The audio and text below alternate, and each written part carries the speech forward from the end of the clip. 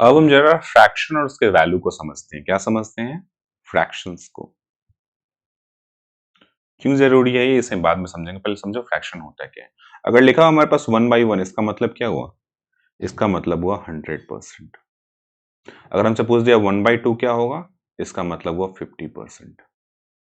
अगर 1/3 पूछ दिया तो क्या होगा, इसका मतलब हुआ 33.33% अगर 1/4 पूछ दिया तो इसका आधा क्या हो जाएगा? 25%। अगर हमसे फिर पूछ दिया कि 1/5 क्या होगा, तो 20%। 1/6 क्या होगा, तो इसका आधा क्या हो जाएगा? 16.66%।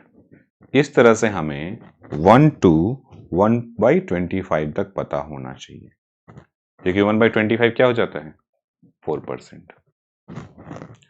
अच्छा, 1/2 का मतलब क्या होता है? परसेंट में जब कन्वर्ट करेंगे तो क्या करेंगे? 1/2 इंटू 100, ये हो जाएगा 50%।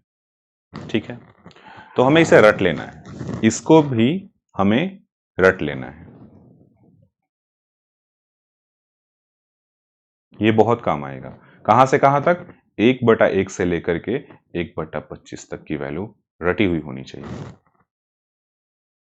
चलो, कुछ नहीं याद है तो हम देख लेंगे, पर उससे क्या फायदा है हम थोड़ा बाद में समझेंगे, पर रटना है, रटने से बहुत बड़ा फायदा होगा। चलो, अब समझते हैं कि क्या क्या है। पहले हम एक जगह लिख लेंगे, सब जगह एक जगह किसी पे एक पेपर में लिख लीजिए जहां आप बार बार देख सके और आपको याद हो सके। ठीक है, तो एक काम करते हैं, चलो लिखना शुरू करते हैं। पहले से शुरू करते हैं। 1/1 ये होगा 100%, सबको पता है।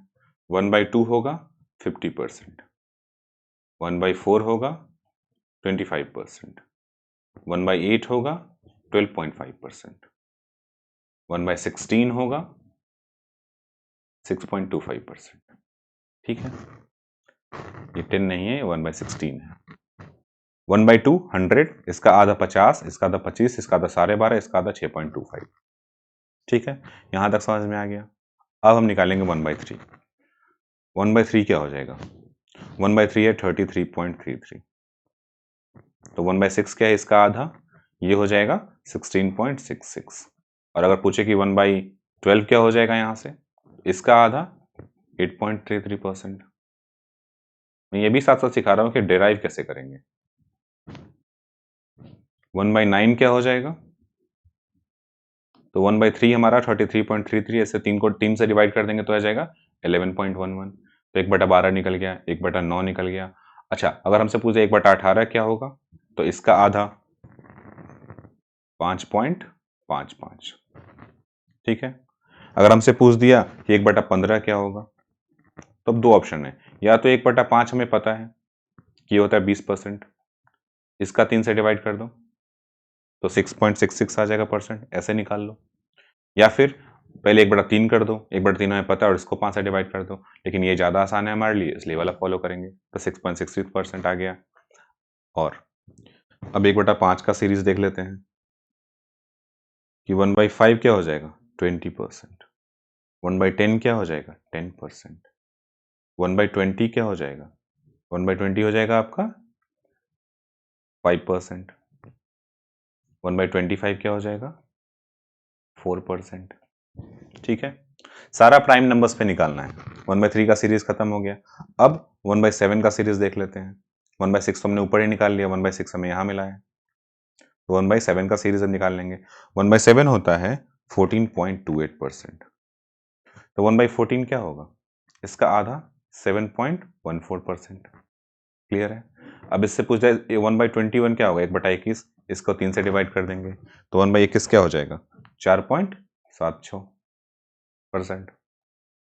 क्लियर है? तो इस तरीके से हम जो भी फ्रैक्शन है उसकी वैल्यू लिख लेंगे और याद कर लेंगे। कहां से कहां तक?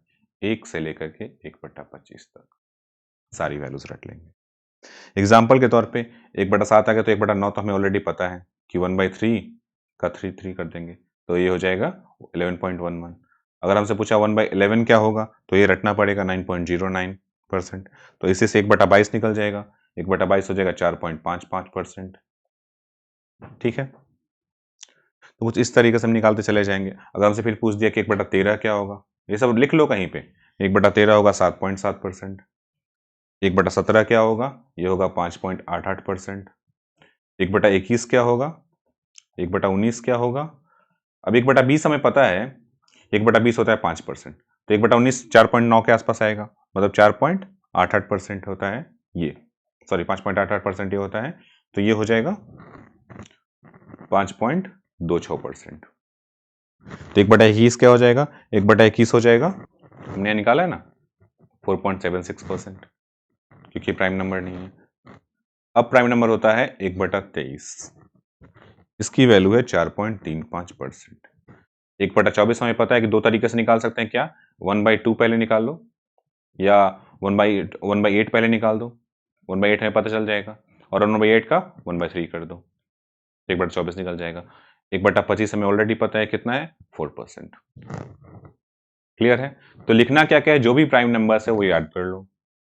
उसके बाद जो भी नंबर्स आते हैं जैसे 1/6, 1/8, ये सभी इंपॉर्टेंट है, पर हम निकाल भी सकते हैं, डिराइव कर सकते हैं। लेकिन बेस्ट ऑप्शन क्या है आपके पास अगर पूछा जाए तो 1/1 से लेकर के 1/25 तक की वैल्यू को रट लें, परसेंटेज में उसकी वैल्यू क्या आएगी।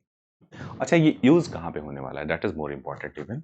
तो मान लो कि जैसे हमारे पास यहाँ दिया हुआ 7/24 का वैल्यू क्या होगा, तो हमें पता है कि 1/25 जो होता है वो 4% के बराबर आता है। क्लियर है? तो 1/24 में अप्रोक्सीमेटली 4% के बराबर ले सकते हैं, हाँ ले सकते हैं, मतलब 4% ऑफ 7।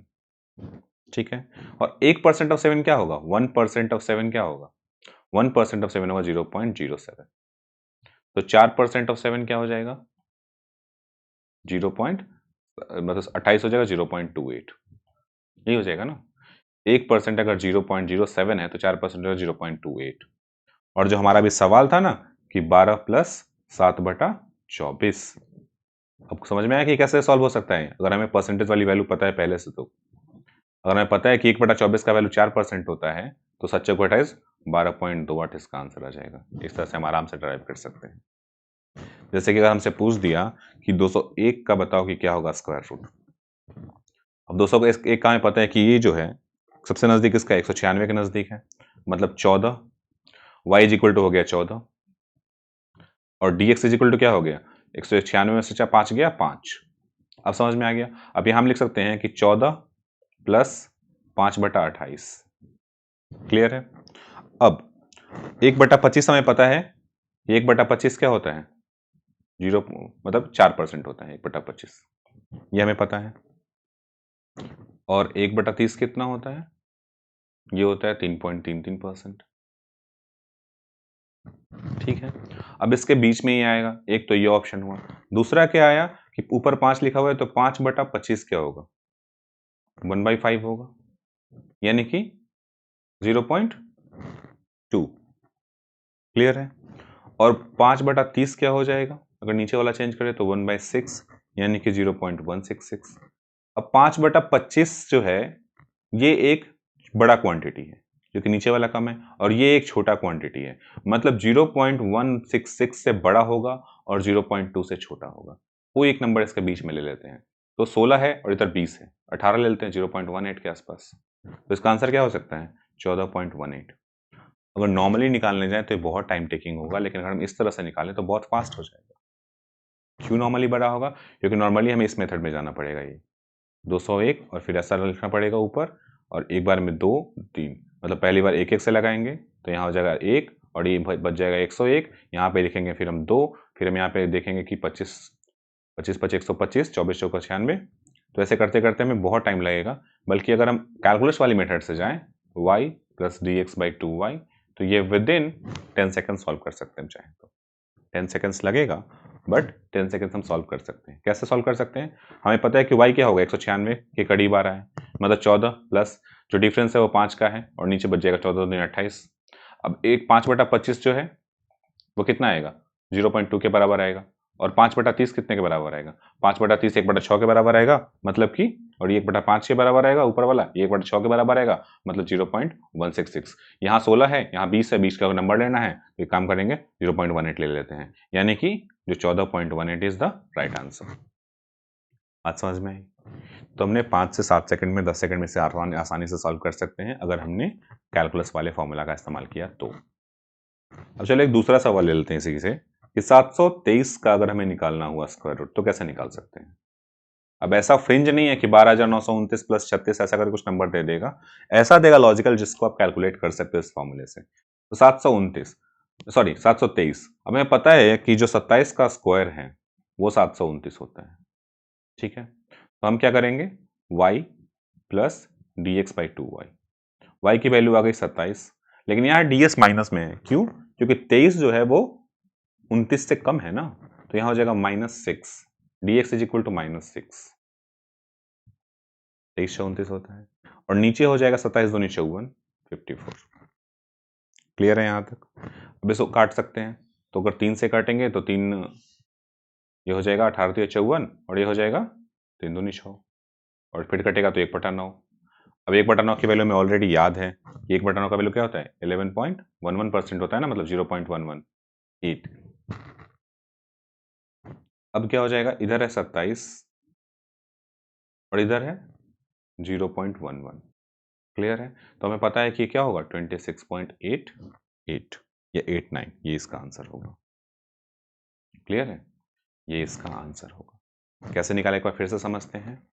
723 दिया हुआ था हमारे पास स्क्वायर रूट के अंदर, हमें पता है इसका जो नेक्स्ट बड़ा या नेक्स्ट छोटा, नेक्स्ट लोअर तब करते हैं जब नंबर छोटा हो, नेक्स्ट हायर में भी जा सकते हैं। तो y की वैल्यू हो जाएगी यहाँ पर 27, क्योंकि 27 का स्क्वायर क्या है, 729 है, सबसे क्लोज यही है। तो 27 हो जाएगा y। अब सिंस ये बड़ा नंबर है 723 से, तो -6 हो जाएगा, -6/54। अब काटेंगे तो आ जाएगा क्या, 6 9 54, 9, 1/9, यानी 27 - 1/9, ये हमारा आंसर है। अब 1/9 की वैल्यू क्या है, 0.11, मतलब कि कितना हो जाएगा ये 26.89 या 88, दैट्स आवर राइट आंसर। तो हम बहुत फास्टली कैलकुलेट कर सकते हैं अगर हमने कैलकुलस का इस्तेमाल किया तो। एक और एग्जांपल ले लेते हैं कि अगर हमें मान लो कि 570 दिया हुआ है, तो 570 का स्क्वायर रूट क्या होगा। तो हमें पता है कि जो 576 है वो किसका है, वो 24 का है, ये तो हमें पता है कि 24 का 576 आता है। तो y का वैल्यू क्या हो गया, y का वैल्यू हो गया 24 माइनस फिर से 6 ही होगा, 6/48, और 6/48 1/8, और 1/8 का वैल्यू में ऑलरेडी पता है क्या है, 1.3 के आसपास है, मतलब 0.13 के आसपास आएगा। देखा जाए तो 12.5 के आसपास आता है, पर हम 0.13 ले सकते हैं क्योंकि इतना बड़ा चेंज नहीं हो जाएगा। तो आंसर क्या होगा, 24 - 0.13, और फिर आंसर क्या हो जाएगा 23.87%। ये करेक्ट आंसर है, 23.87, that is the correct answer. तो इसका स्क्वायर रूट वैसे निकालना है तो बहुत टाइम लगेगा, पर अगर मैं कैलकुलस का इस्तेमाल किया तो बहुत ही आसानी से हम डिराइव कर सकते हैं कि क्या इसका आंसर आएगा। ध्यान क्या रखना है कि 1/1 से लेकर के 1/25 तक की वैल्यू आपको याद होनी चाहिए। अगर ये आपको याद है तो बहुत आसानी से कैलकुलेट कर सकते हैं स्क्वायर रूट को।